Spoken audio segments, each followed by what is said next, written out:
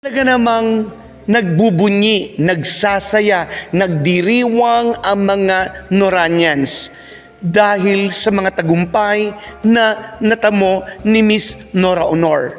At ang mga Noranians tuwang-tuwa.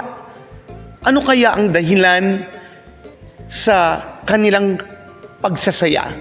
At syempre, si Ate Guy ay meron na namang pelikulang ating mapapanood. Siyempre, sa pagbabalik natin sa heart expression o pagpapatuloy, lahat ng yan ay ating malalaman, yan ay ating matutunghayan.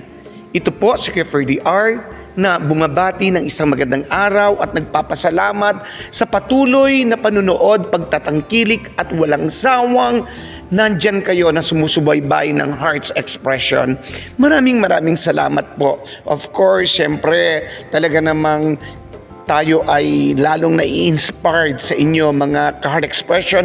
Of course, mga Noranians, ang inspirasyon natin ay si Miss Nora Honor, ang ating national artist, ang superstar, ang greatest actress of all time. At dahil nga dito, syempre, nagpapasalamat tayo sa inyong pag-subscribe, sa inyong pagla-like, pag-share at patuloy na pagsuporta. Tinatapos nyo ang video na ating in-upload. At ganyan din po, syempre, yung mga hindi pa nag-subscribe, inaanyayahan ko po kayong please subscribe po natin ang YouTube channel na Heart's Expression. Ayan po, maraming salamat at sa pagpapatuloy po. Alam niyo po, si Ate Guy ay talagang nakakatuwa. Talaga yung tagumpay niya ay narating niya yung rurok ng tagumpay at wala nang dapat pang patunayan si Miss Nora Honor. National artist na siya. At nakakatuwa sa mga award-giving bodies. Talaga namang pag nandyan si Miss Nora Honor sa mga, sabihin natin sa mga gabi ng parangal ay talagang si Ate Guy inaabangan at hinihintay. At talagang pinagkakaguluhan. Ito mga nakaraang araw o buwan, nakita natin si Ate Guy ay tumanggap ng mga parangal at nagdiriwang ang mga Noranians sapagkat talagang tagumpay si Ate Guy. Kaya lang alam niyo po na tutuwa tayo sa mga Noranians sapagkat ang tagumpay ng isang aktres ay kinikilala ng mga Noranians. Bakit nga ba? Katulad ng pagwawagi ni Miss Maricel Soriano sa Luna Award bilang Best Actress. Talagang nagre-rejoice ang mga Noranians sa pagkapanalo ni Miss Maricel Soriano, no? Ito yung kinabibidibang ko sa mga Noranians. Talagang mahal na mahal nila si Miss Maricel Soriano. Sabi ko nga sa mga nakarang upload ko, kung maka-Nora ka, maaring ikaw ay maka-Maricel. Ayan. Sorry po. Pag Noranians, talagang Maricelians din. You know?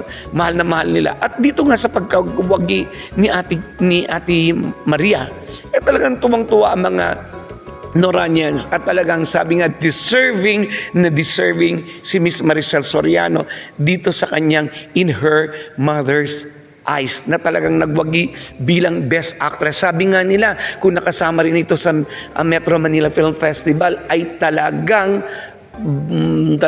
baka siya nga ang nagwaging Best Actress sa Metro Manila Film Festival. Pero mag-move on na tayo. Total, talaga namang alam natin na si Miss Maricel Soriano ay deserve niya ang award na ito.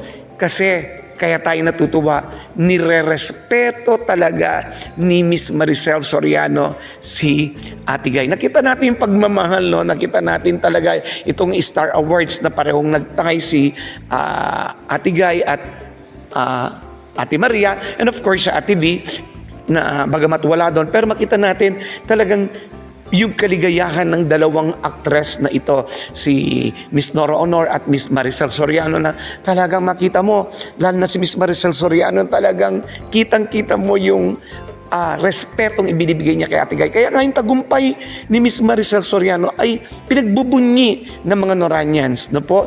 Hindi ko po sinasabing lahat ng Noranians, pero halos lahat ng Noranians respetado si Miss Maricel Soriano. No?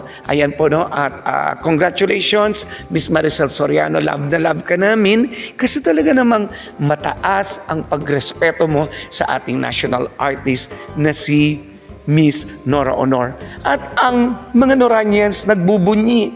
Talaga naman, patuloy na nagbubunyi dahil sa sa pelikulang ito ni Ate Guy na talagang patuloy na umiikot sa buong mundo at talagang excited ang bawat isa. Bakit nga ba? Dahil matapos ipalabas sa ibang bansa at patuloy pang ipapalabas, itong Bona ay excited ang mga Noranians sa August 10 bilang closing film na sa Cinemalaya sa August 10 sa Ayala Malls mapapanood ang Bona ni Ate Guy na talaga namang kinilala sa buong mundo. Siyempre, after 40 years, mahigit ba o basta po, ilang dekada, 4 na dekada, nakita natin muli si Ate Guy ipapalabas yung kanyang pelikula.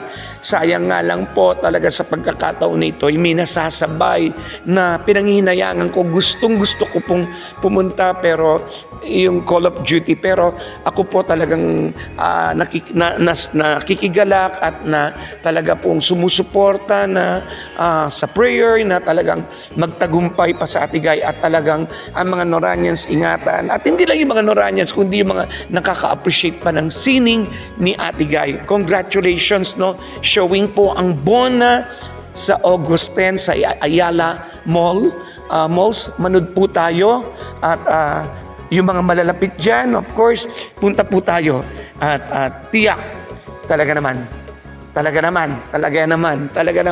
ma-appreciate po natin ang Bona. Ate Guy, congratulations.